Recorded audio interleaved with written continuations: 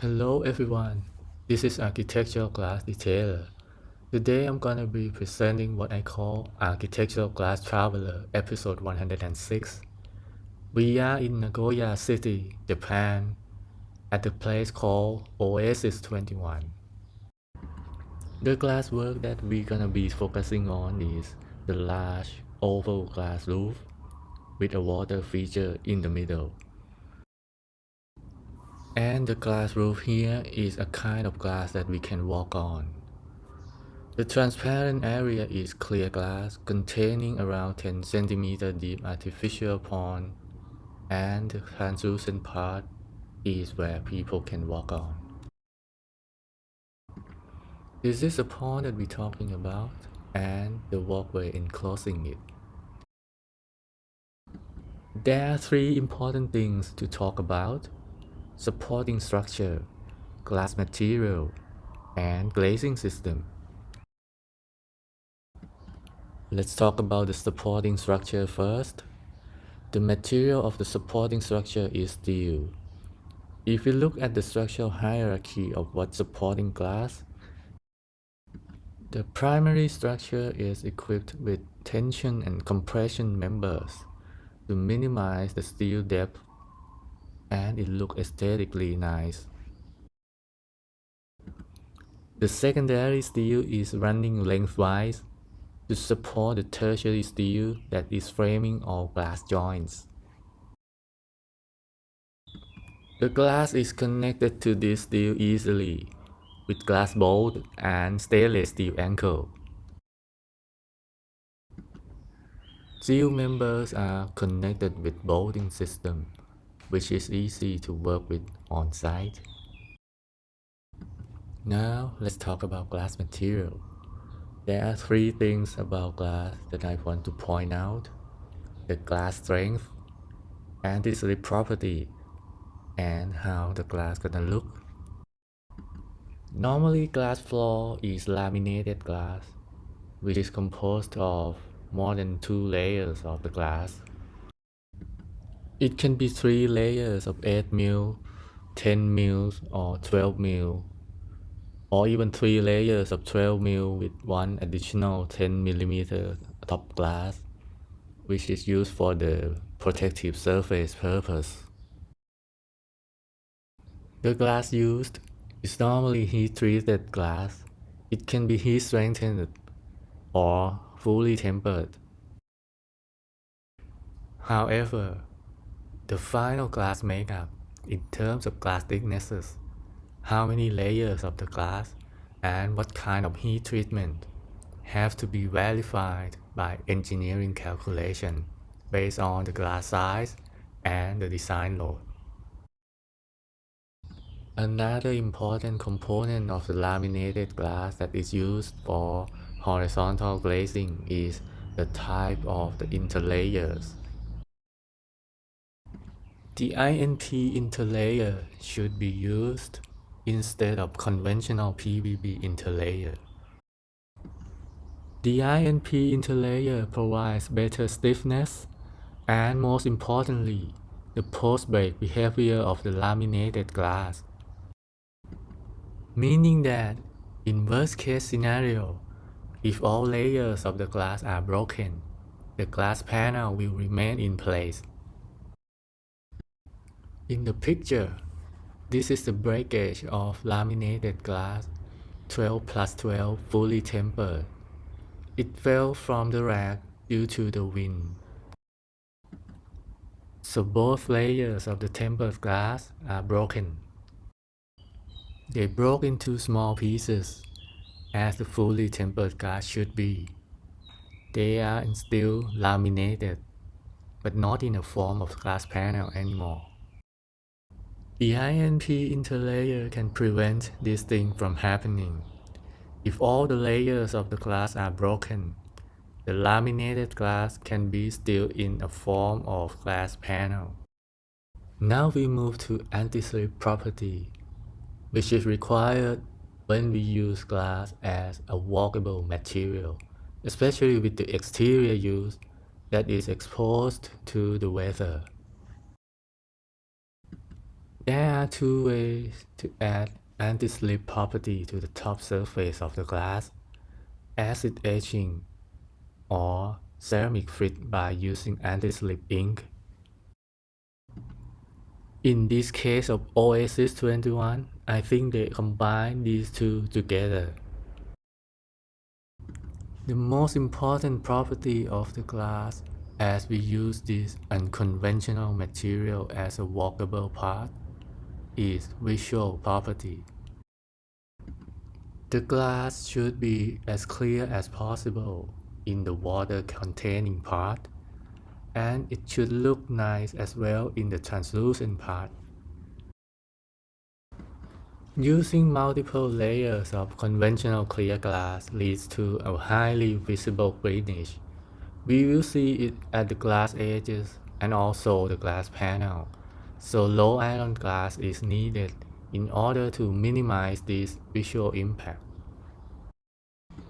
The glass will look even more green with the acid etching and the ceramic frit applied on the top surface.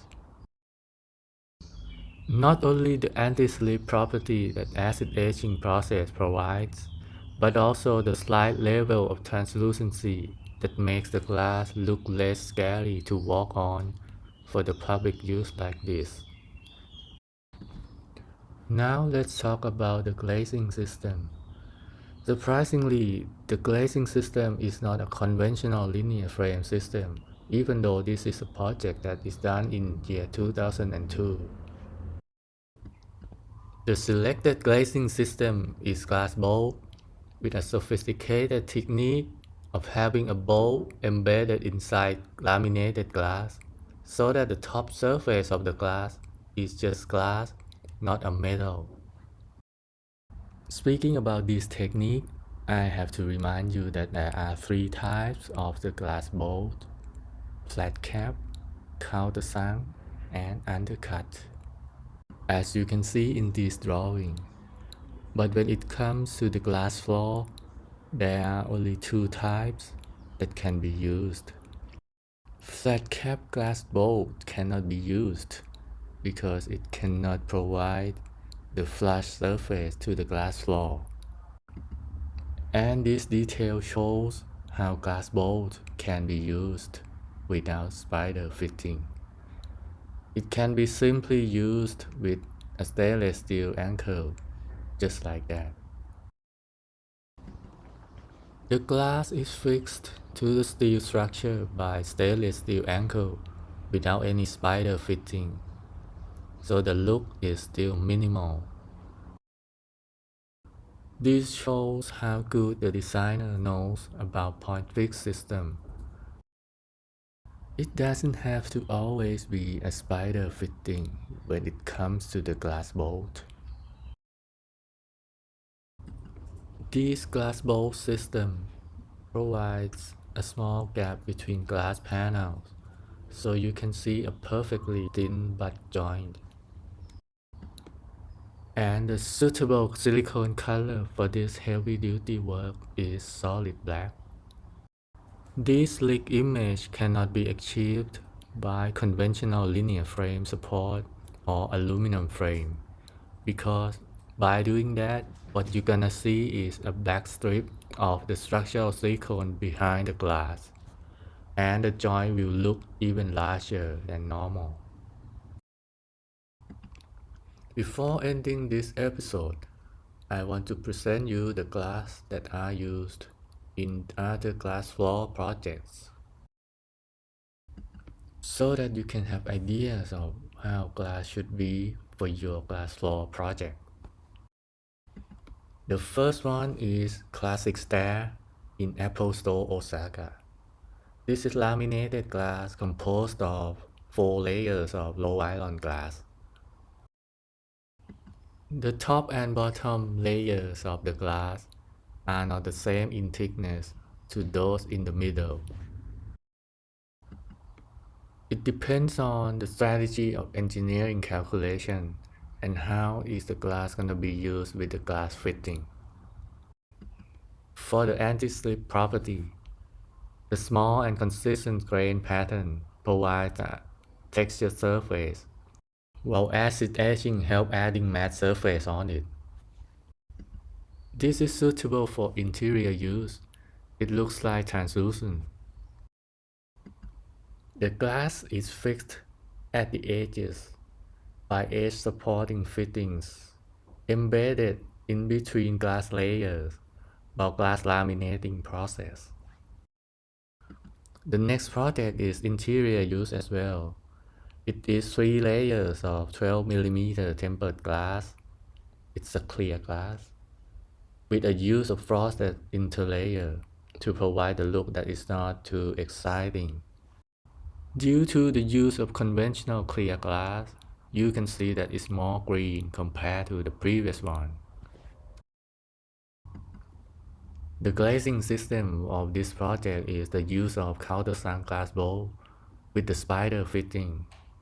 So the surface of the glass that we walk on is not as neat as what we can see from the Oasis 21.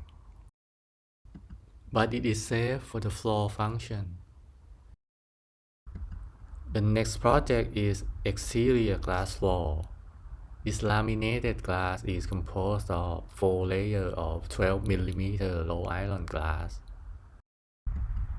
Due to the exterior use, the heat-strengthened glass is selected to avoid the issue of spontaneous glass breakage of the tempered glass, as the heat soak process can only minimize it.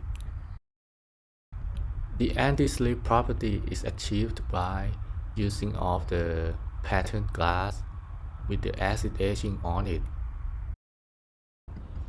Due to the use of low iron glass, the glass floor is without unwanted greenish. The glazing system is linear support with the decorative metal capping on the top. Here comes the last glass floor for today. It's a glass floor composed of square pieces of glass for the purpose of showcasing the things down below. What interesting is the glass used is insulated glass unit. So you need the laminated glass on both sides of the airspace. You need to have a structurally sufficient laminated glass on the top of the airspace for people to walk on, and beneath it you need to have a laminated glass for safety of the thing down below. That's all for this episode. If you learned something from this video, please share it and subscribe the channel.